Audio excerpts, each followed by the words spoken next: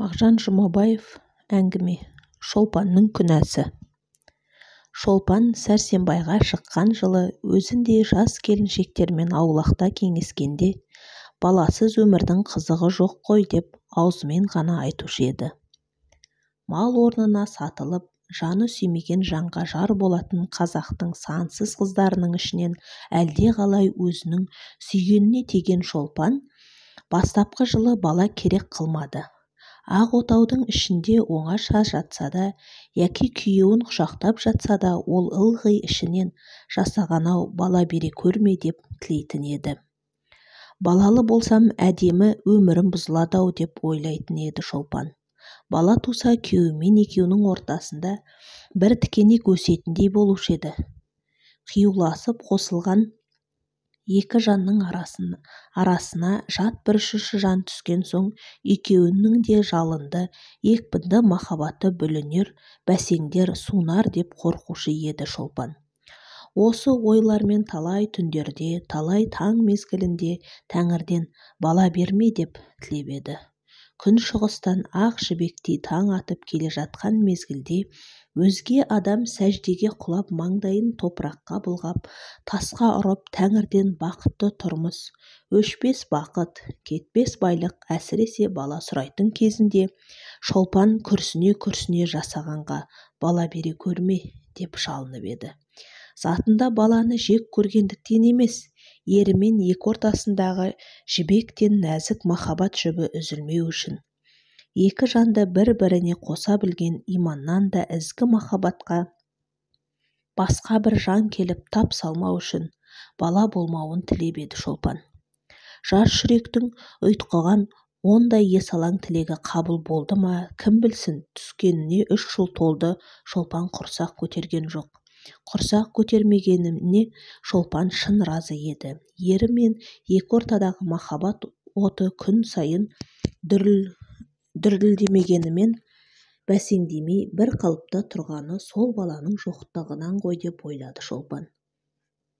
3 жыл бойы ері де ешбір уақыт бала жоқтамаған сықылды еді. 3 жыл бойы Шолпаннан басқа, Шолпанның оттай ыстық желдей жібек құшағынан басқа ештеңе тілемеген еді.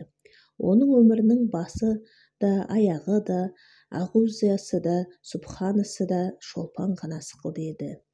Дүниеде теңіз терең емес, адамның жаны терең.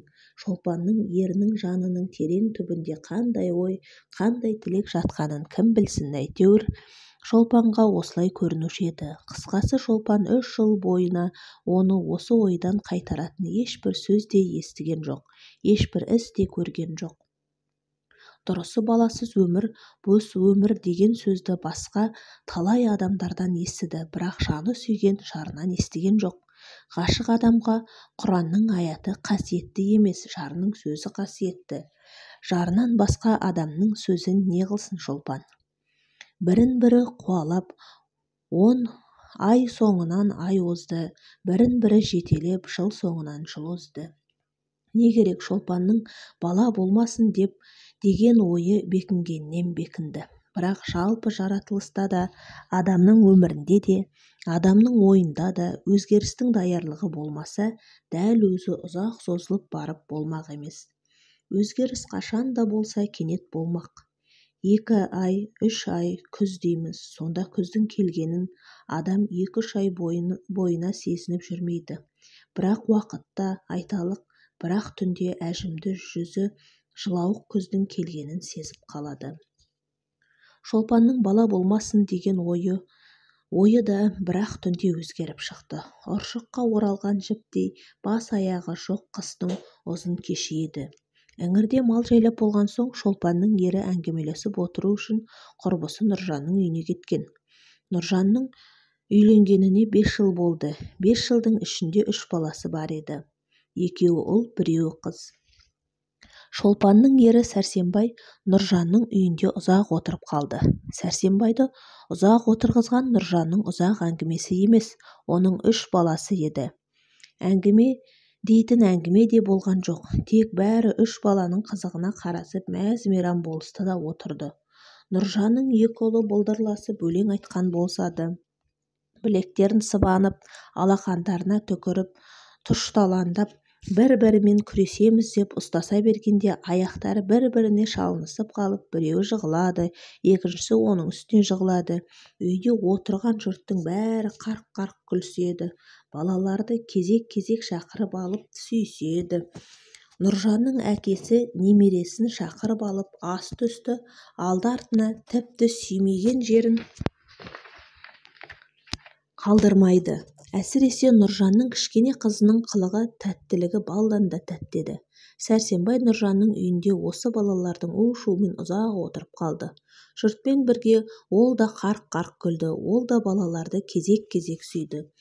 Нұржанның үйінде Сәрсенбай ұзақ отырып қайтуға шыққанда ауылдың бәрі жатып қалған еді.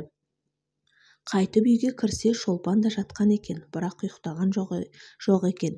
Шешініп Шолпанның қасына жатты да Нұржанның балаларының ісін, олардың тәтті қылықтарын әңгімелеп қайта бастады.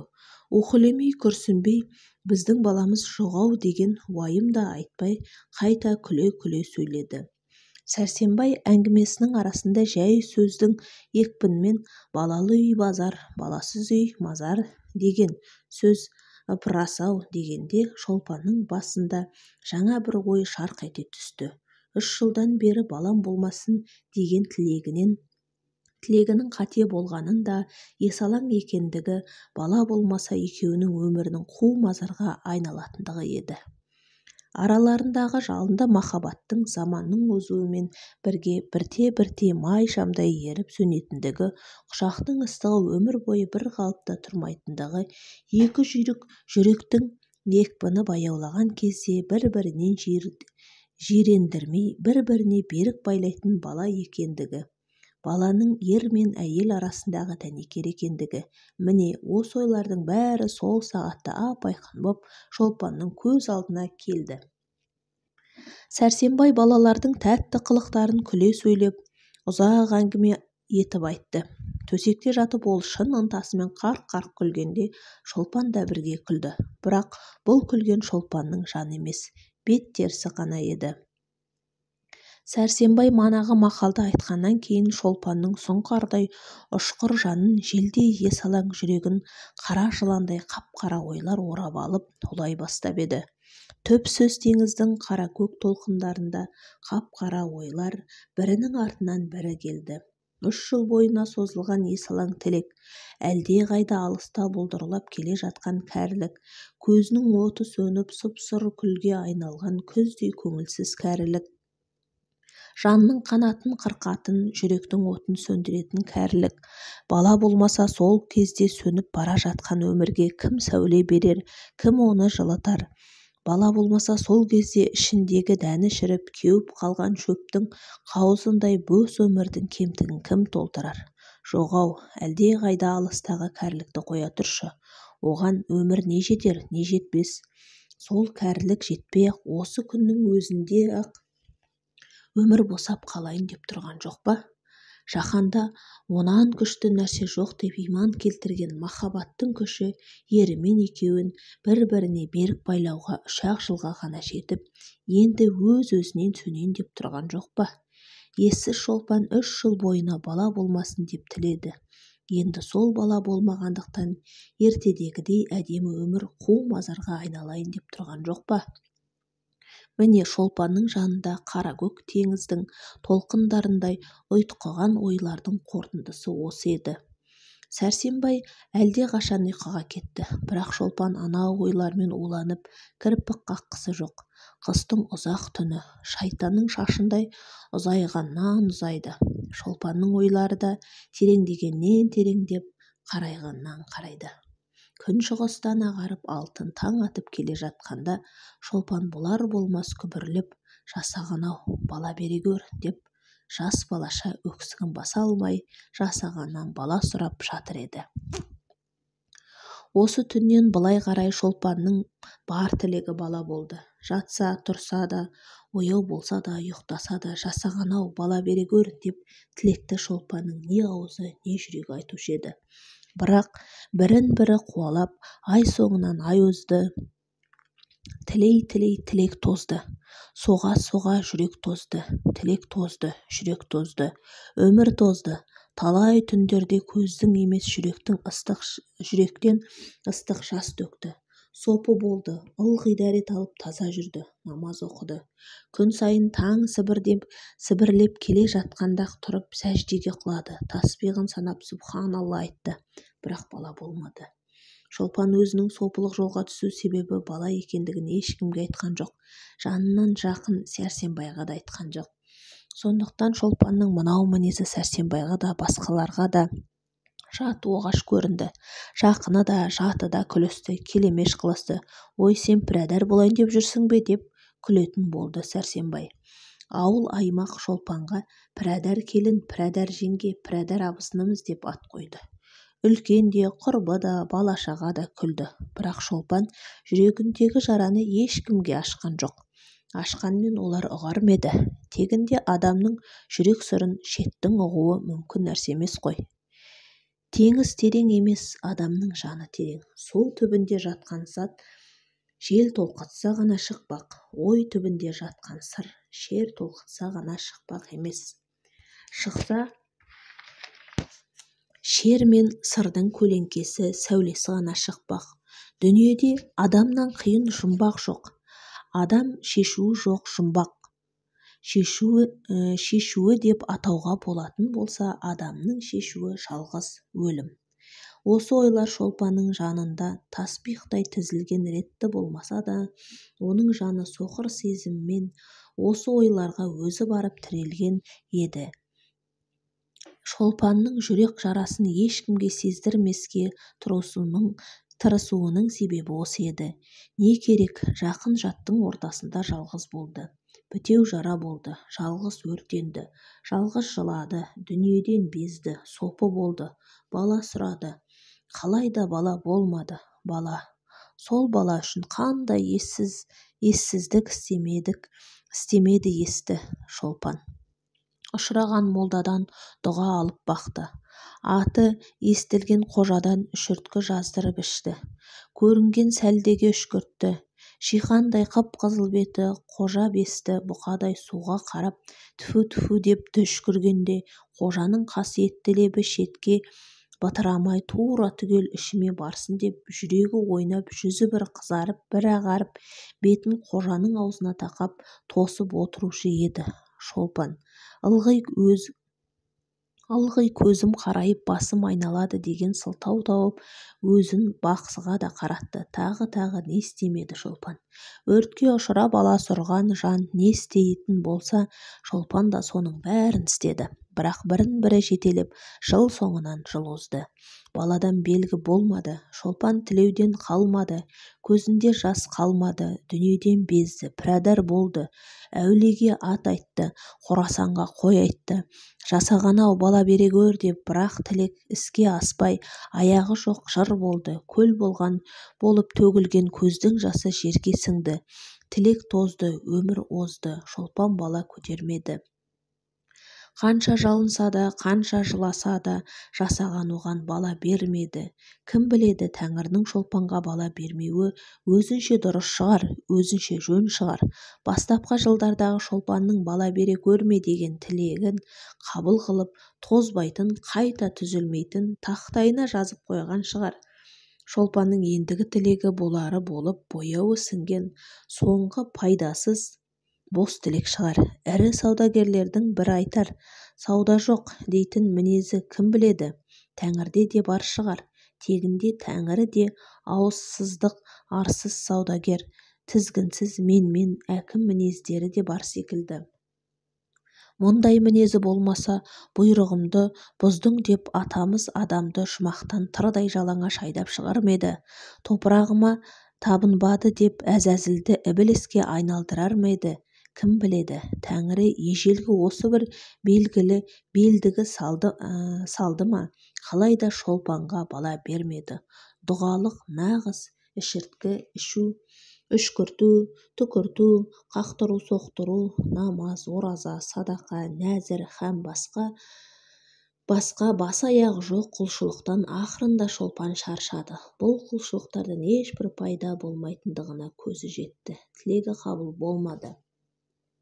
Тәңірден тәуелі қайтты. Өмір шіркін ескен желдей озып барады. Өмір бір құрулы машина. Тоқтау білмейтін, шаршау білмейтін жансыз машина. Әлдекімнің жас орнына қан жылағанын, әлдекімнің үміті өшіп гүлі солып жатқанын, дөңгелектің арасында әлдекімнің қолы аяғы, басы барлық денесі кеткенін, денесі ғана емес, жаны жүрегі кеткенін не қылсын. Қайрылып, қарау білмейтін, аяу білмейтін өмір шолпанның да жүрегінен саулап аққан қанына, қанаты сынып өліп жатқан жанына кідіріп бұрылып қараған жоқ. Жалғыз аузынан емес, бар денесінен көбігі бұрқырап, таудан құлаған есалаң өзендей есалаң өмір озып бара жатты. Өмірдің әрбір минуты сайын шолпан ойының, шолпан жанының әрбір ұшқыны өліп жатты. Өмір озады, тілек тозады, бала жоқ. Енді не қылмақ керек? Жоқ. Дұғалығы, молдасы, қожасы құрсын, құлшылығы құрсын. Айтқанынан қайтпайтын қасарған тәкаппар тәңірісі бар болсын. Жоқ, бала болудың кілті көкте емес, адамның өзінде шығар. Бала болу ер мен әйелдің өзіне байлаулы шығар. Шолпанның бұл күнге шейін бала көтермеуі кім біледі? Оның шын әйел бола алмағандығынан шығар. Ермен жатқанда барлық қазақ әйелінде қаннен қаперсіз жай бір жұмыс істегендей салқын жатуынан шығар. Ермен қосылғанда сол қосылу ісіне жан денесімен беріле білмеуінен, оның құшағының жалыны әлсіз болғандықтан, сүюінің оты кем болғандықтан шығар. Осы әрі тәтті, әрі улы ойлардың билеп айдауымен Сәрсенбайға жатқанда тіпті екінші түрлі жата бастады. Денесі өртке, құшағы жалынға, аузы отқа айналды. Сәрсенбайдың қойнына жата бастағанда мойнына бұғалық түскен киіктің асаулағындай өміріне ер затын бірінші рет көретін 13 жасар қыздай дірілдеп күйіп жанатын болды. Құшақтағанда Сәрсенбайдың қабырғаларын бір-біріне қабыстырғандай қысып-қысып құшақтайтын болды. Аузынан Сәрсенбайдың бетіне от жібергендей құшырланып, жалындап сүйетін болды. Шолпанның улы құшағында сең соққан балықтай соқтығып, у ішіп, айныған адамдай елжіреп жатып, Сәрсенбай, ой, сен кәрі боз, қартайғанда жорға шығарайын деп жүрсің-ау, деп ырс-мырс күлетін еді. Сәрсенбайдың мынау күлкісі Шолпанның жүрек жарасына бұрыш себетін. Сол кездерде оның көздеріне меруерттей мөлдіреп жас келетін еді. Жанынан жақын көретін Сәрсенбайдың оның жан сырын, жүрек жырын ұқпағанына зығырданы қайнаушы еді. Жүрегі уға толушы еді.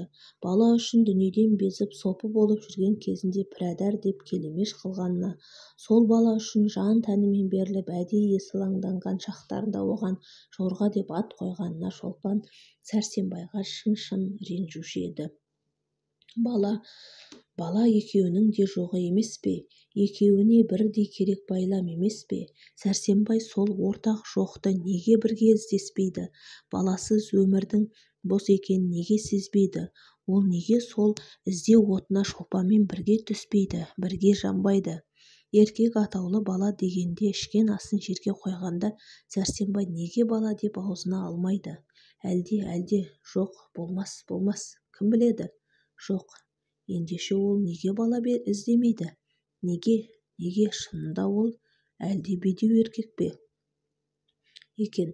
Тәңірім, егер ол шынында да ол бедеу болса, құлшылықтың кемдігінен, құшақтың салқындығынан болмай, Сәрсенбайдың бедеулігінен болса, 5 жылдан бері Шолпанның жүрегіне түскен жара мәңгі жазылмайтын жара болғаны ма? Жайнамаз үстінде төгілген ыстық жастар, жалынды құшақтар, отты сүюлер бәрі әсерсіз желге кеткені ме?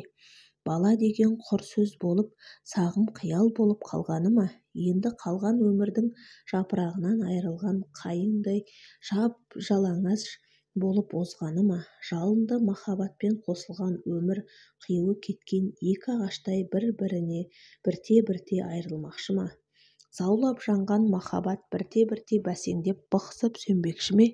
Махаббат сөнсе, өмірде не қызық қалады? Сөз жоқ, Сәрсенбай бедеу. Сондықтан бала жоқ болған соң мен бақытсыз болғанда Сәрсенбай бақытты ма? Оның жүрегі жанбай ма?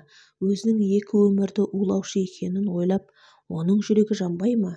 Қартайған күнде өмірді жылататын от бала оған керегі жоқ па? Сөз жоқ, мен бақытсыз болсам, Сәрсенбай да бақытсыз. Ендеше осы батып бара жатқан өмір кемесін бақыт жарына кім сүйреп шығара алады? Шолпан, жалғыз Шолпан.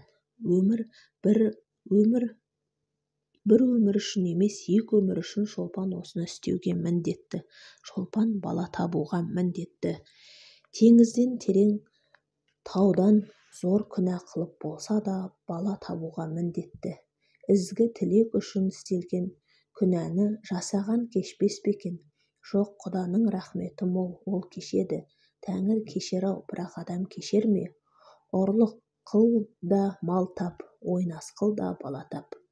Осы мақалды шығарған кісіге лағнет жаусын, лағнет. Жасаған-ау, өзің кешіре көр бір өзің.